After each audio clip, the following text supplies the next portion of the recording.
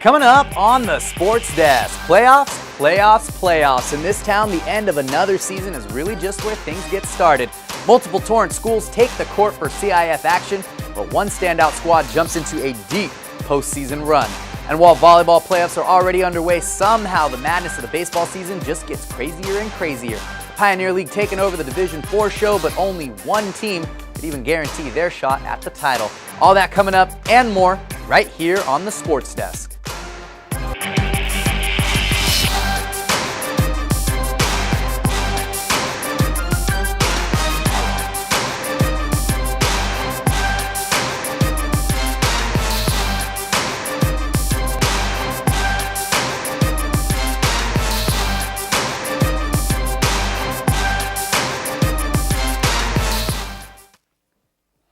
What is up, Torrance? Welcome to another week with us right here on the Sports Desk. I'm your host, Wan Hernandez. So, it's here, playoff time. Every season we go through it. There's 5 high schools in Torrance and always countless teams across different sports that make a push towards hanging CIF banners in their respective gyms. This fall, we saw West and North High's football squads charge all the way to the CIF championships. This winter, South High owned the pitch, both the boys and the girls. The Bishop Montgomery basketball team fell short of their incredibly huge expectations, but still wowed us all with a run into the state regional tournament. Now, it's spring, and early on, the team making the most noise to start off the playoff season. It's still the Knights in the same gymnasium, just with a different net this time. The Bishop Montgomery Knights came out swinging hard against the Chadwick Dolphins in the playoff opener. The Dolphins may have started off slow, but they went on a 5-0 run to get the score within 2, which was highlighted by this block. This kill off a back set gave Bishop the 25-22 win in the first set. In the second set, the Knights came out with big swings and strong digging to give them the lead.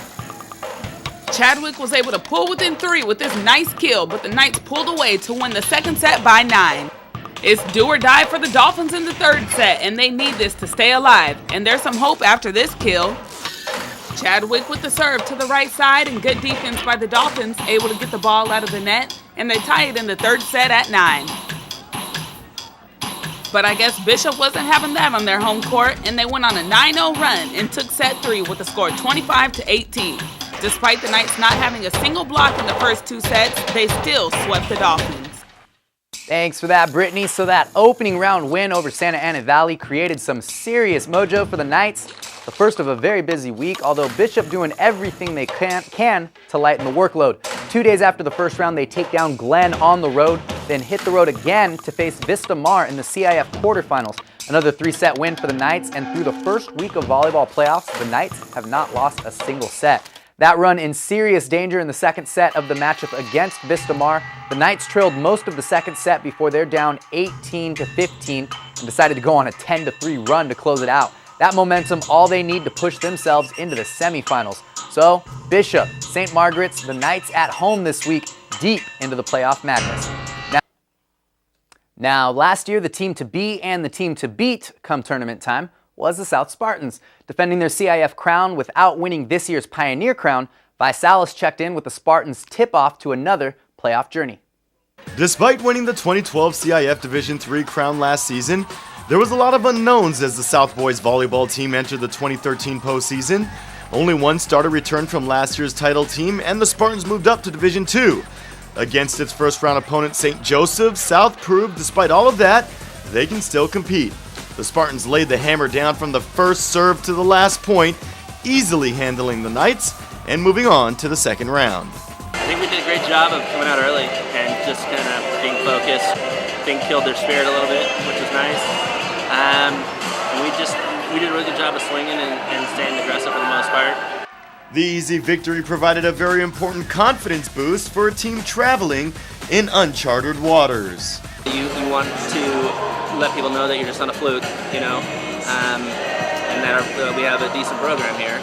And you never want to get bounced in the first round ever. We're not a bad team, so we want to let people know, you know, you got to play us. In the second round, South was matched up with perennial favorite Laguna Beach, knowing its biggest strength is sometimes its greatest weakness. We're an athletic team that at moments is great. We just have to consistently bring all those moments out. We've just been up and down, and you can watch us, and we are very athletic, It's a matter of just our ball control. And when we can take care of the ball and we can run our options, we're much more potent. The impending end to the Spartan season hasn't been lost on its lone returning senior starter. This is the last time we'll be playing volleyball on a team probably forever. So, and the juniors, this is a good shot we have this year, and there's not always a next year for everyone. So you just got to tell them that this could be the last game, last point we play. Just got to keep going, keep going, keep going. Unfortunately, the road ended this year at Laguna Beach, but with many of its starters returning for next year, the drive might be a lot sweeter. For the Sports Desk, I'm Vi Salas. Thanks for that, Vi. Taking a quick look at the box scores for both South and Pioneer League cohorts. North High, both the Saxons and the Spartans making it through the first round of CIF play. The Saxons picking up a nice upset over Eastside, the Golden League's champions. Second round, they follow each other once more. That loss to Laguna that Vi just talked about, while North High drops to Esperanza in 3 straight sets. So it's up to the Knights, the last Torrance team standing, to carry the city's volleyball playoff hopes. Okay, time for a quick break. When we get back, we will slide into the end of the baseball season as the boys on the diamond round for home. And the Pioneer League ruckus finally put to bed. We have ourselves a champ, or is it champs?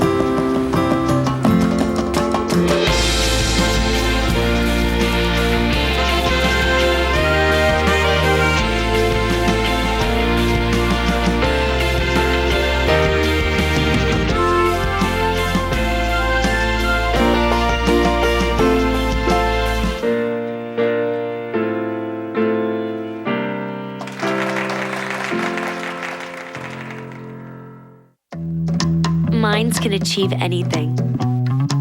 We make sure they get to college. Federal student aid provides more than $150 billion in grants, loans, and work-study funds to make college possible for anyone with the mind to get there. Because if given the chance, minds will do great things.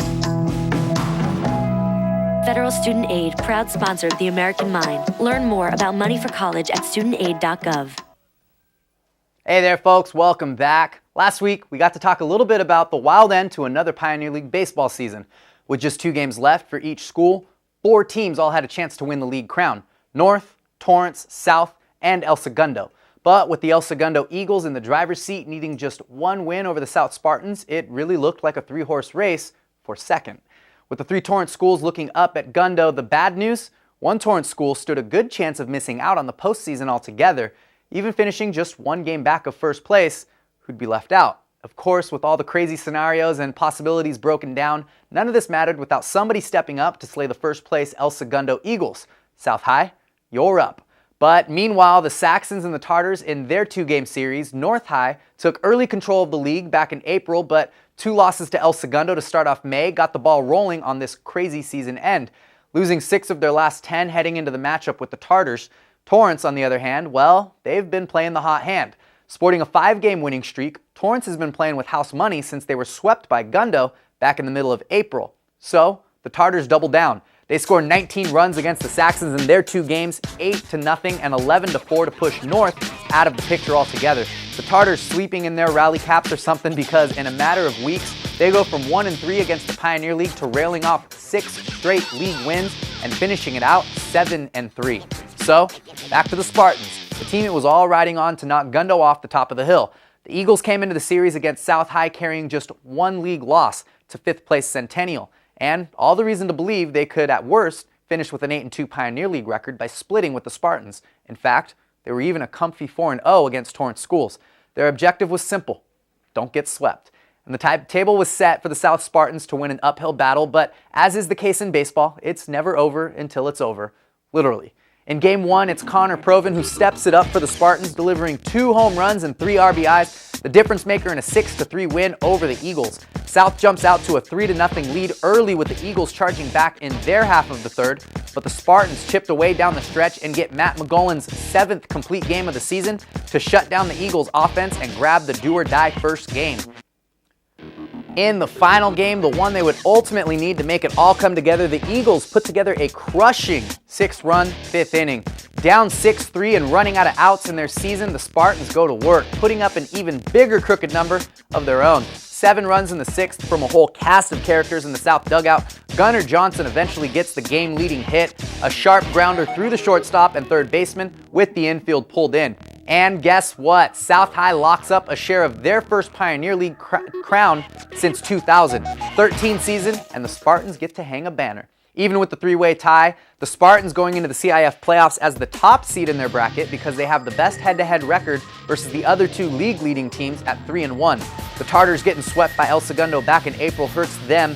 They will go into CIF as the Pioneer League's number 3 seed, while the Eagles are the Pioneer number 2 team for tournament play. And with the logjam this creates for the Pioneer League standings, when the playoff brackets were all set and ready to go, Torrance and Gundo given the added task of wildcard play-in games. The Division 4 bracket features 13 wildcard games for numbers 2 through 4 teams in the Division 4 leagues. The Tartars draw a home game against St. Bonaventure early this week, with the winner making the long drive out to San Dimas for the eventual round 1 game that kicks off the weekend in CIF playoffs. And good news for the Saxons, of the 26 teams in wildcard games this week, 4 were at large bids, teams that finished in the standings too low to earn the automatic playoff berth, but were awarded at large bids by the CIF powers that be. The Saxon season impressive enough, also boosted by the strength of the Pioneer League's other top 3 teams, so they are tasked with a winner-go-home bout against La Habra on the road. Meanwhile, the Spartans get a long week of practice. They'll host the winner of Montebello and Estancia come Friday's first round game. Also in the baseball playoff picture, the West Torrance Warriors fighting their way into the mix, earning a number 2 seed in the Division 3 bracket with back-to-back sweeps of Bay League teams. They wrap up second in the Bay League after a crazy up-and-down season. The Warriors back to their early season form, scoring a ton of runs. They'll take those bats on the road for the first round this week against Diamond Bar. All right, everybody, one more break on the day, but when we get back, time to take a look at some softball updates and another crazy Pioneer League finish on a completely different field this time. Plus, the Bishop Montgomery Knights were out of the mix a long time ago, but they're not ending it all without starting a little hot streak to end the season. When international disaster strikes, only one type of donation can purchase clean water, get medical supplies, rebuild homes and businesses, and provide culturally appropriate foods. This one donation gives exactly what is needed for each unique disaster situation. Save lives, save time, donate cash. As a first-time Olympian, it was a true honor for me to represent Team USA in London. I'm also proud to represent another great team, the Multiple Sclerosis Association of America, who sponsors Swim for MS, a national fundraiser where you can create your own swim challenge. Anything from swimming laps for pledges to jumping cannonballs for cash. If you love swimming like I do, register today at swimforms.org.